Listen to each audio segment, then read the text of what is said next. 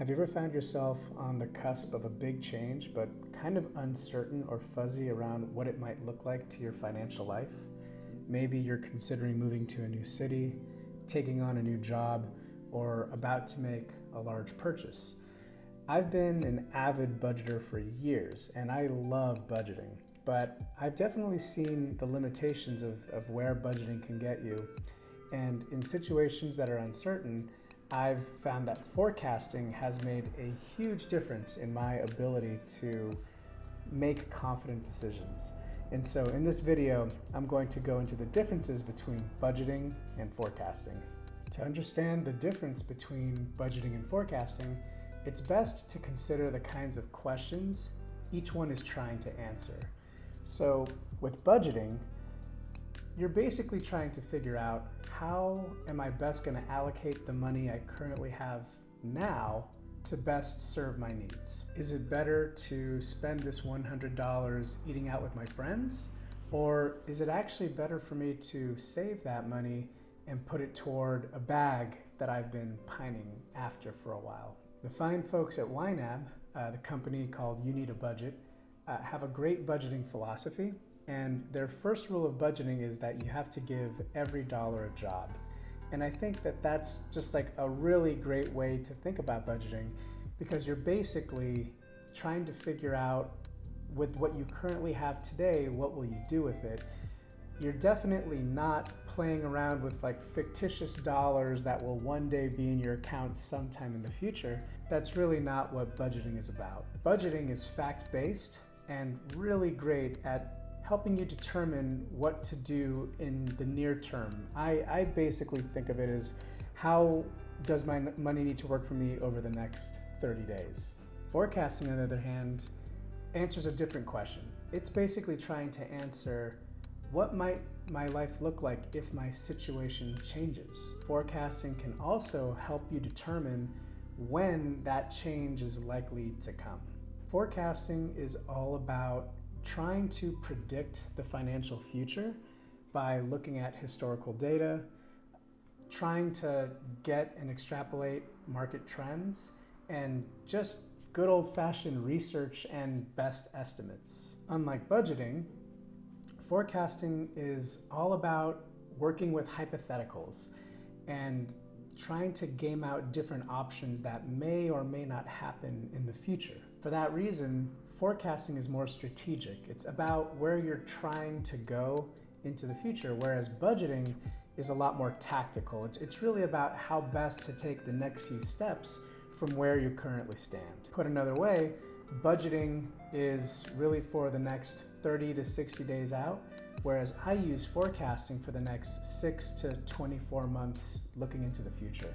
Let's look at 3 examples that neatly illustrate the difference between budgeting and forecasting. So the first one is paying down debt. So budgeting will tell you very clearly how much of your income is going to paying off debts today. And to the extent that you can afford to pay extra, budgeting will show you how much room you've got to be able to put extra toward those debt payments. Forecasting, on the other hand, will tell you how long you're going to be in debt given your current monthly payment. It'll also be able to quantify how much interest you're going to pay over the life of that loan, and maybe most excitingly, it'll also show you how much time you can save if you apply extra payment toward your principal.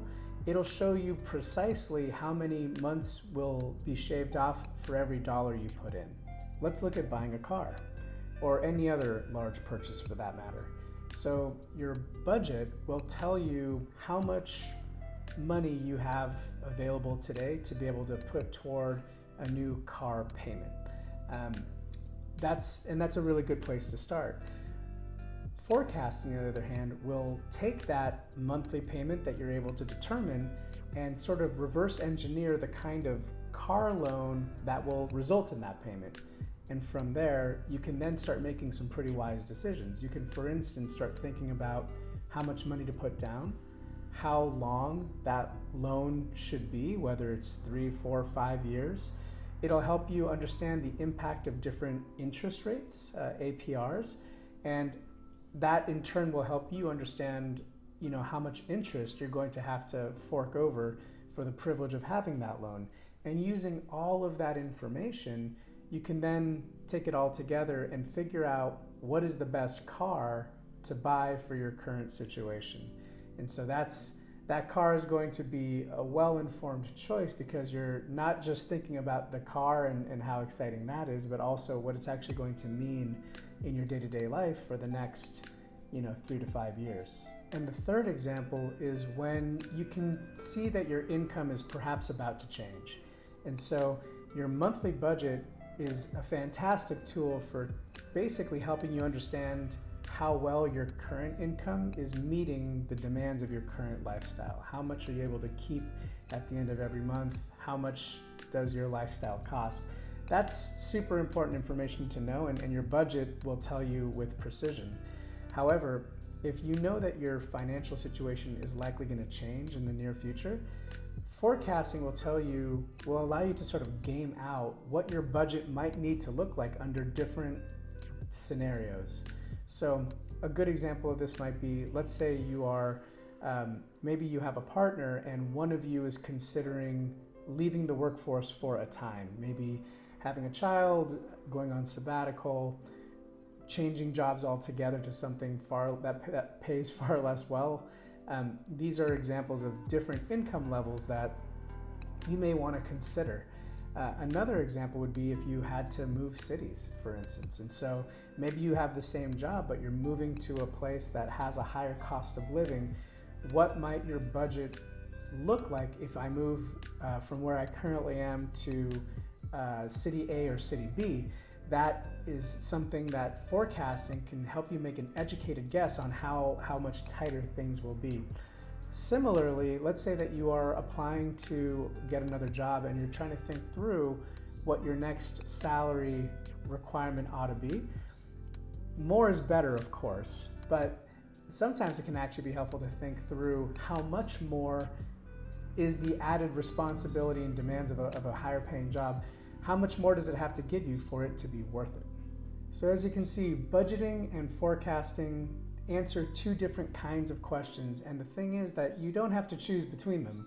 They work really, really well together, and you should learn how to get good at both, because by having a solid command over your budget and a clear-eyed vision of your forecasting, you can actually have just a really good overall handle on your finances both today and into the future. Forecasting and budgeting also depend on one another. And so in order to make a well-informed and sharp and accurate forecast, it really depends on kind of knowing your numbers today. And that's what a budget is really all about. And so the better your budget, the better your forecast. Conversely, if you forecast well and you ultimately make some decisions that put you in a new direction, those forecasts that you created will eventually become your day-to-day budget into the future when you're actually further down that path. Lucky for us, forecasting isn't hard to learn. And once you know how to do it, you can apply it anytime you've got a big decision that you're getting ready to make, or you're looking at a period of uncertainty. Over the next few videos, I'm going to be digging into common forecasting scenarios, and I'm going to be teaching you how to create financial models using spreadsheets to help you make confident and wise decisions. That's all I have for this video. Please like and subscribe if you'd like to be automatically notified when I release the next video. Thanks for stopping by the channel, and I'll see you in the next one.